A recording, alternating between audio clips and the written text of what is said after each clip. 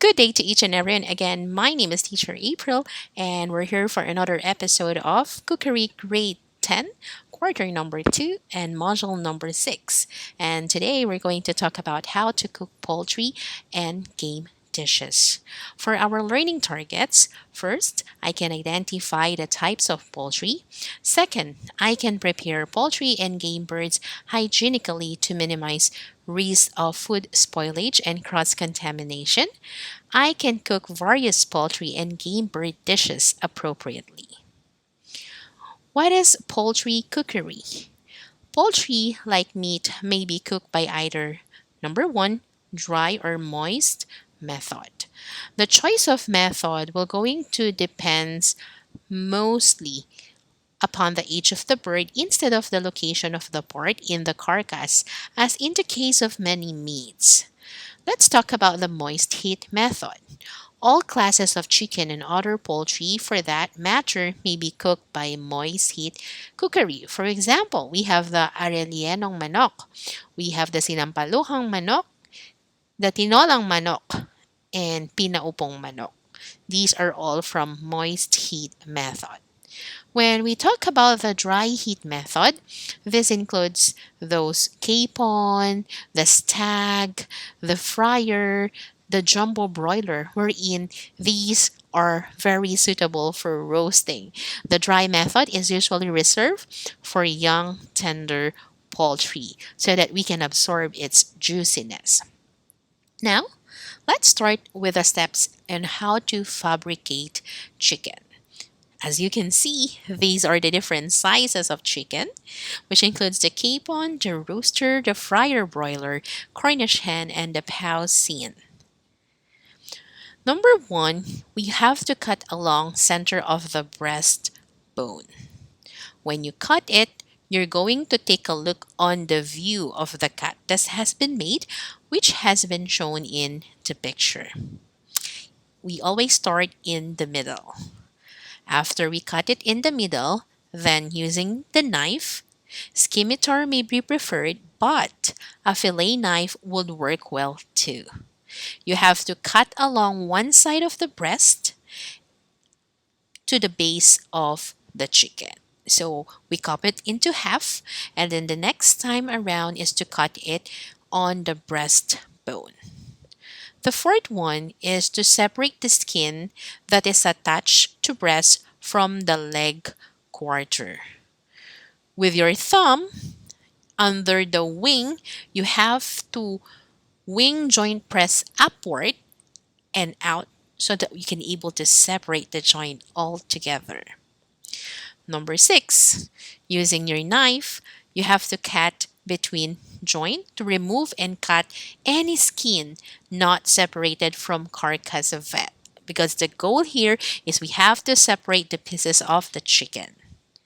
Then here is a picture of detached breasts and wings. Ta-da!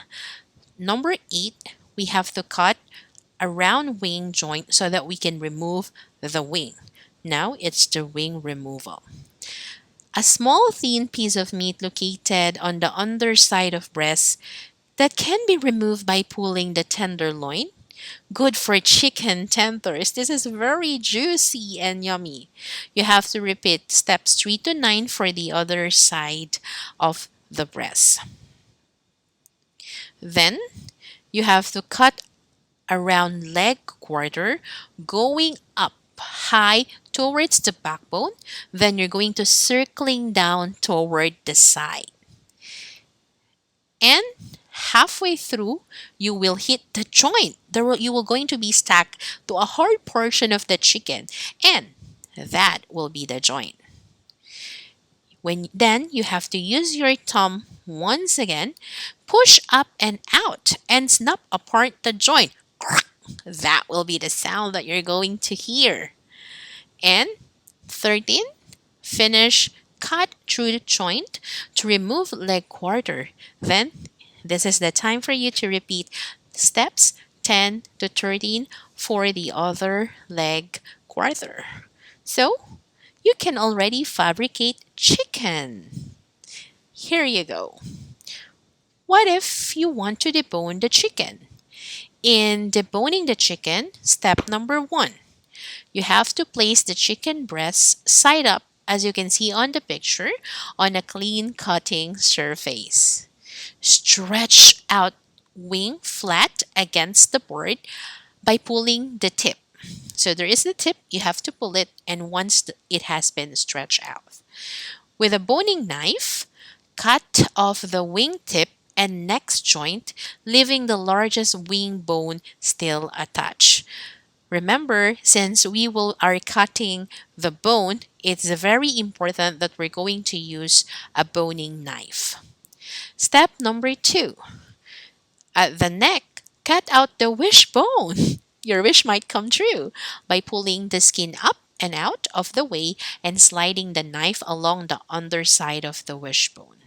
Continue cutting around and under the wishbone until it is free and can be pulled out with your fingers.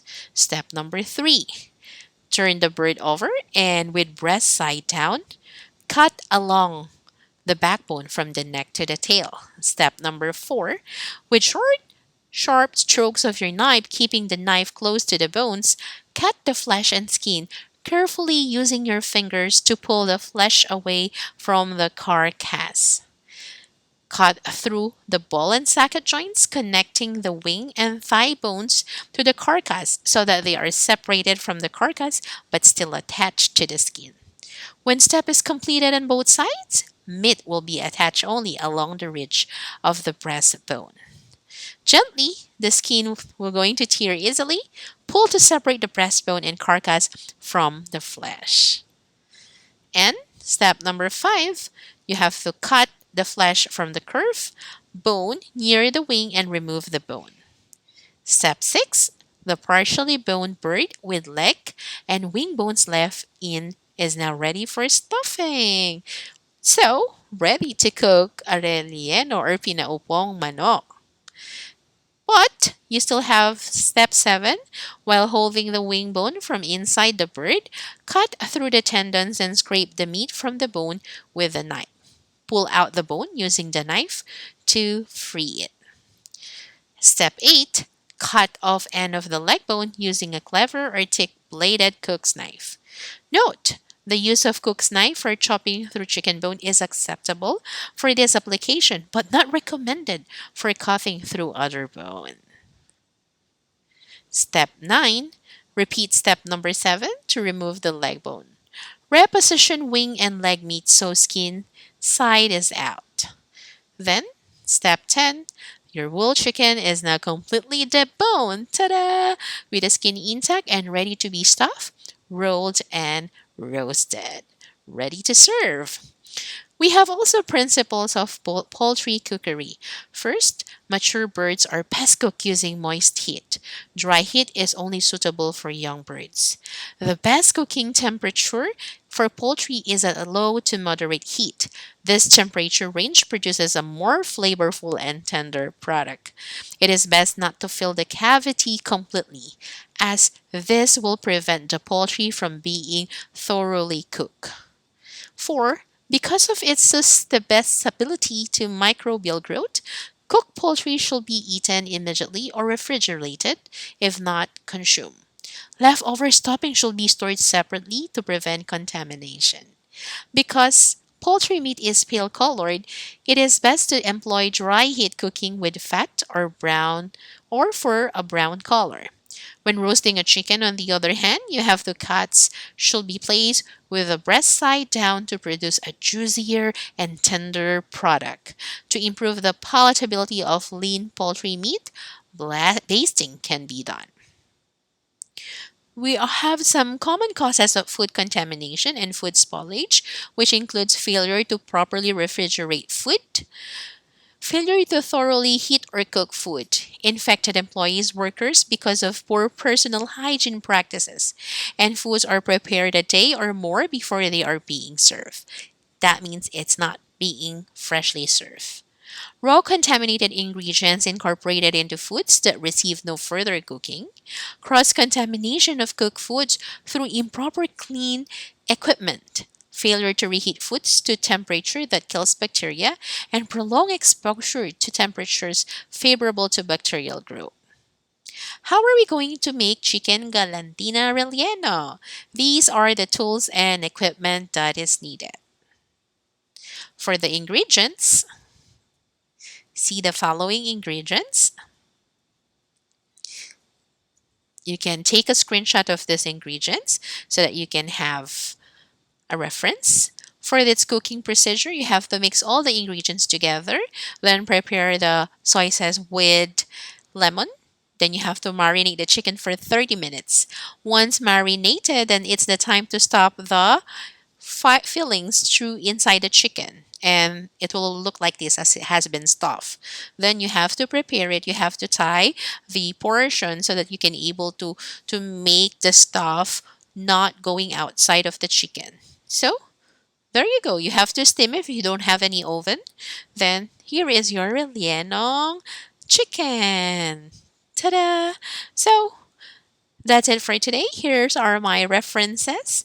Once again, thank you again. My name is Teacher April. Don't forget to like my channel and click the notification bell button and subscribe if you're not yet being subscribed. Thank you once again and see you again next week. Bye.